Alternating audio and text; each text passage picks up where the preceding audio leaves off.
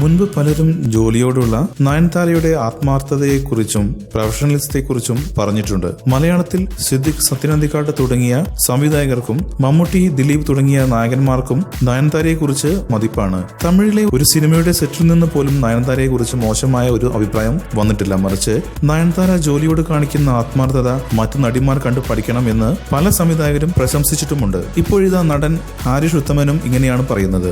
Dora എന്ന പുതിയ ചിത്രത്തിൽ അഭിനയിച്ച അനുഭവത്തെക്കുറിച്ച് പറയവെയാണ് ഹാരിഷ് ഉത്തമൻ നയൻതാരയെക്കുറിച്ച് വാചാലനായത്. ഡോറയിൽ ഒരു ഇൻവെസ്റ്റിഗേറ്റീവ് ഉദ്യോഗസ്ഥനായിട്ടാണ് ഹാരിഷ് എത്തുന്നത്. വളരെ മികച്ചൊരു അഭിനേത്രിയാണ് നയൻതാര. കൂടെ അഭിനയിക്കുന്നവരെ കംഫർട്ട് ലെവലിൽ നിർത്താൻ അവർ എപ്പോഴും ശ്രദ്ധിക്കും.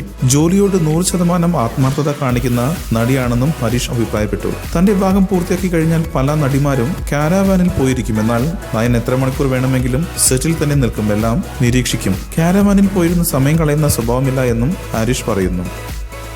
കൂടുതൽ സിനിമാ വാർത്തകൾക്കും വിശേഷങ്ങൾക്കും ഇപ്പോൾ തന്നെ സബ്സ്ക്രൈബ് ചെയ്യൂ മലയാളം ക്രിയേഷൻസ്.